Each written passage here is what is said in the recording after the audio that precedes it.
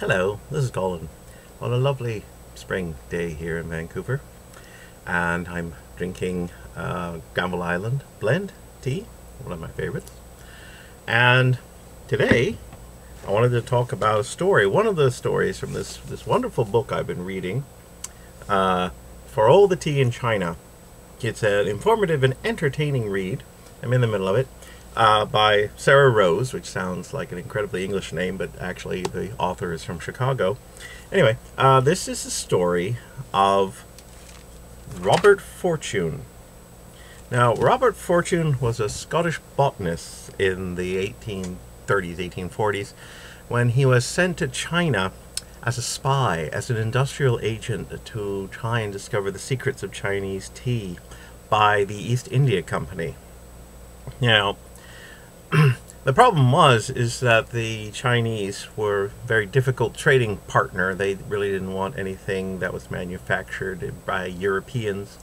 All they really wanted for their tea and other products was silver or furs, basically.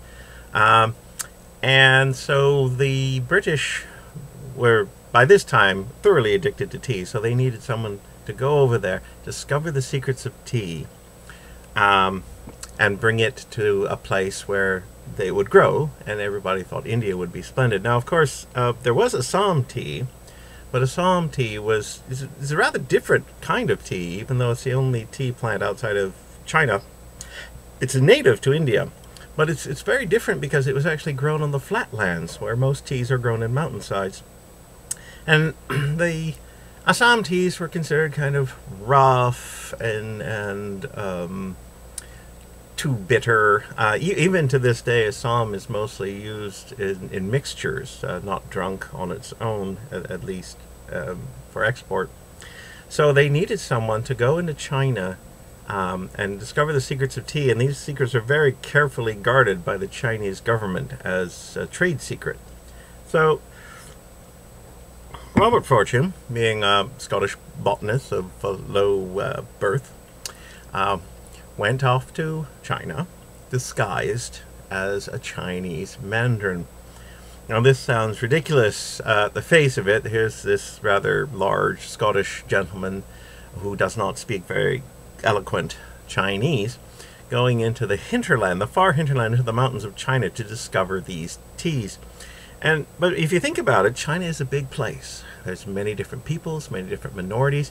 If anybody would, took a close look at this fellow and asked, "Okay, who's this guy?"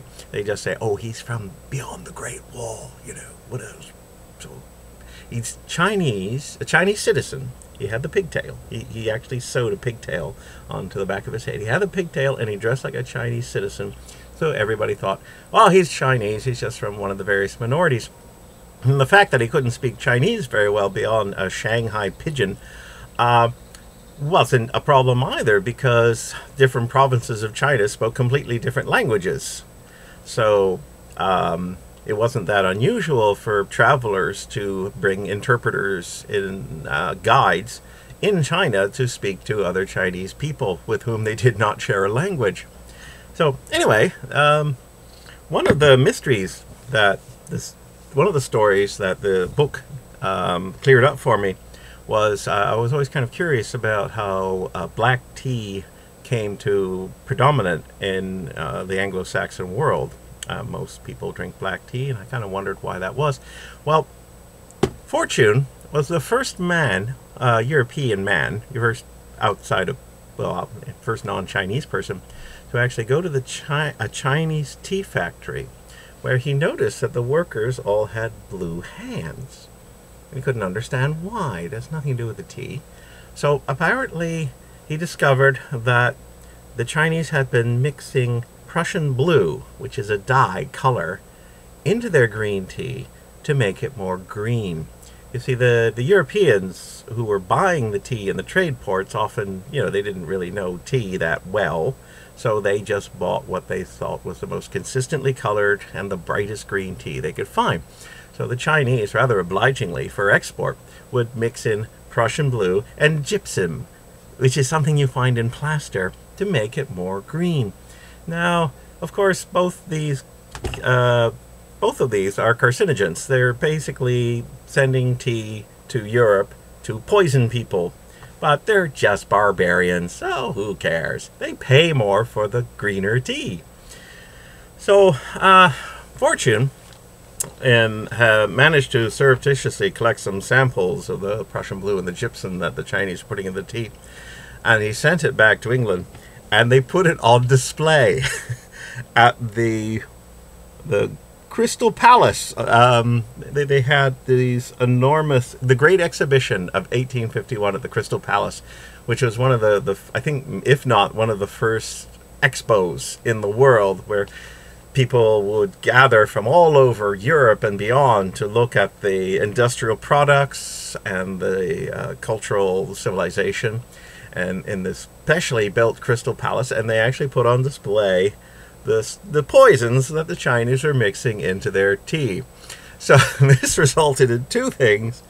The British decided maybe it might be safer to drink the black tea, and the second thing was maybe we should start growing our own tea, as in growing it in India, which was a British possession. So if you ever I also have this theory. It's not in the book, but my theory is that one reason why black tea took over is that for many people, tea was simply a delivery device for sugar, for sweetness, for sugar and milk.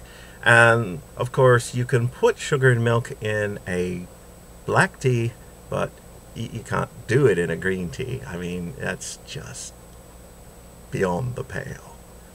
So anyway, like I say, I hardly recommend this book. It's not that long. It's about 250 pages or so, but it's a fascinating look into industrial espionage in the 18th century. Oh, sorry, 19th century. 19th century industrial espionage.